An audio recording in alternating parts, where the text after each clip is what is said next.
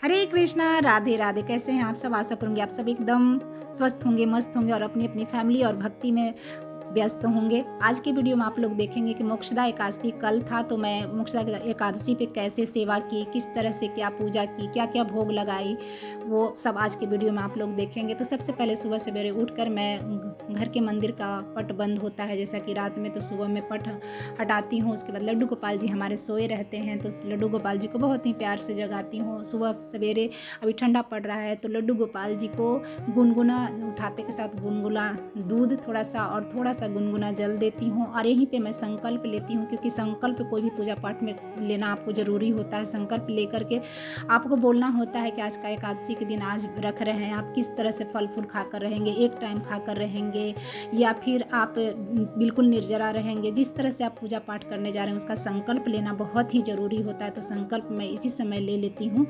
और हम लोग जो भी व्रत त्यौहार रखते हैं उसमें संकल्प लेना बहुत ज़रूरी होता है। उसके बाद नहा धोकर घर की साफ़ सफाई करने के बाद मैं घर के एंट्री गेट पे मेन और मंदिर के पास तुलसी महारानी के पास जिस रूम में मंदिर है उनके गेट पे सब जगह मैं स्वास्तिक बनाती हूँ। मेन गेट पे तो स्वास्तिक बनाना ही बनाना चाहिए। स्वास्तिक बनाने से घर में, आपके घर में निगेटिव एनर्जी आने नहीं आती है, आने से वो रोकती है स्वास्तिक जब आपके एंट्री गेट पे लगा होता है। तो इस तरह से मैं हमेशा अपने मेन गेट के पास स्वास्तिक बनाती हूँ। एक लोटे में जल रख करके उसमें हल्दी पाउडर थोड़ा सा डाल करके एक फूल रख करके एक कलश भी हमेशा मैं रखती हूँ। उसके बाद आज मेरे लल्ला के बगिया में बहुत सारा फूल खिला था। सिर्फ येलो कलर का ही फूल मेरे को मार्केट से लाना पड़ा।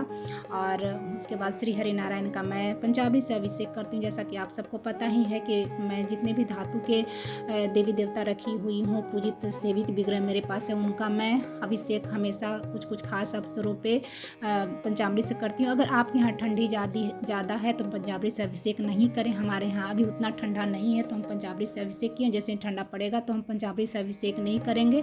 कच्चा दूध को हल्का गुनगुना करके मैं उससे अभिषेक कर देती हूँ, या जल को हल्का सा गुनगुना करके उससे अभिषेक कर देती हूँ। क्योंकि बाल स्वरूप हैं हमारे लल्ला, तो उनका उसी तरह से सेवा करें जैसे हम हमारे बच्चों के करते हैं। उसके बाद अच्छे से उनका अभिषेक करने के बाद अच्छा सा उनको वस्त्र धारण करवाती हूँ। येलो कलर का आज वस्त्र धारण करवाइए। येलो फेवरेट होता है, पीला कलर फेवरेट होता है श्री हरि नारायण को, लड्डू गोपाल जी को।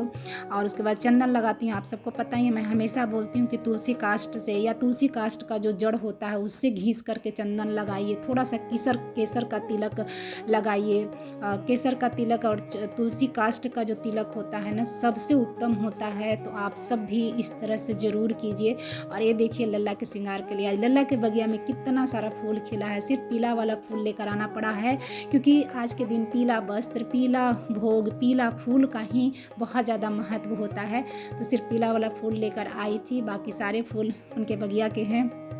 और उसके बाद मैं श्रृंगार करने के बाद, श्रृंगार सेवा देने के बाद, अभिषेक करने के बाद यहाँ पे भोग सेवा देती हूँ।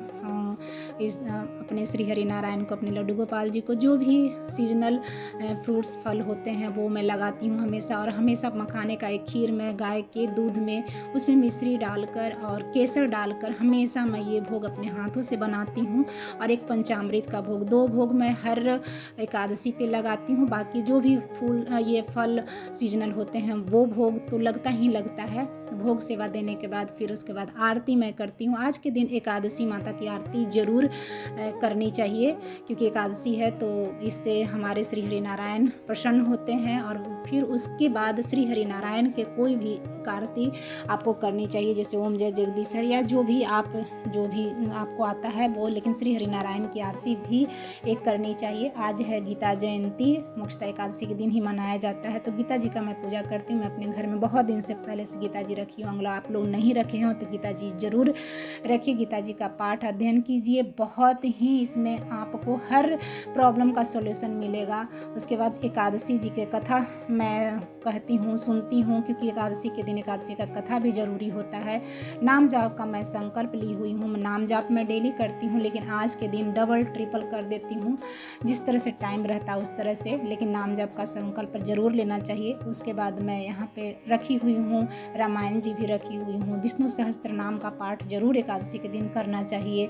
नारायण सहस्त्र नाम का पाठ करना चाहिए। गोपाल सहस्त्र नाम का पाठ करना चाहिए। तो ये सारे पाठ करने के बाद रामायण जी जो भी आप धार्मिक बुक रखे हुए हैं ना, तो एक ही श्लोक, जो भी आपको जितना टाइम है, लेकिन उसको पढ़ें ज़रूर। अगर नहीं आप पढ़ पाते हैं तो वो धार्मिक जो बुक है ना वो लेकर आए ही नहीं। उस तरह से अपमान एक तरह से धार्मिक बुक का होता है। जितना आप पढ़ पाए ना उसी तरह का बुक आप ला करके धार्मिक रखें, अन्यथा ना रखें। ये संध्या का क्लिप है, संध्या आरती है। संध्या भोग लग गया है मेरे लड्डू जी को। यहाँ पे मैं पंचमेवा का भोग शाम में लगाई हूँ, दूध का और पंचमेवा का भोग लगाई हूँ। शाम में भी मैं हर दिन अपने एंट्री गेट के पास, तुलसी महारानी के पास, मंदिर में हर दिन घी का दीप प्रज्वलित करती हूँ। और आप सभी एंट्री गेट के पास ज़रूर घी का दीप एक दिया प्रज्वलित कीजिए तुलसी महारानी के पास। और मंदिर में तो हर कोई प्रज्वलित करता है, लेकिन एंट्री गेट पे भी कीजिए, क्योंकि मेन तो हमारा एनर्जी वहीं से आता और जाता है।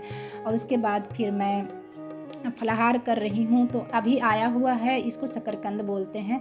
तो शकरकंद बहुत एनर्जी देता है और सीजनल फ्रूट भी है तो इसको खाना भी चाहिए। तो मुझे अच्छा भी लगता है। इसको उबालने के बाद इसमें दूध में इसको डाल के थोड़ा सा शक्कर डाल करके ये मैं ले रही हूँ। आप सब जिस तरह से पूजा पाठ करते हैं ना, जैसे एक टाइम अगर फल फूल खाते हैं तो एक ही टाइम का संकल्प लीजिए। 2 टाइम खाते हैं, 2 टाइम का निर्जला रखेंगे, निर्जला का लीजिए, लेकिन संकल्प जरूर लीजिएगा। मैं फलाहार 2 टाइम करती हूँ, एक पूजा करके उठती हूँ तो एक रात में करती हूँ फलाहार। आप लोग किस तरह से करते हैं एकादशी का व्रत? अगर नहीं करते हैं एकादशी का व्रत तो कीजिए, आप लोग, बहुत ही फलदायी है। जैसा कि मैं हमेशा बोलती हूँ कि मैं अपने वीडियो में वही चीज़ें शेयर करती हूँ जिससे कि मुझे फ़ायदा हुआ है, जिससे मुझे बहुत ज़्यादा फ़ायदा हुआ है।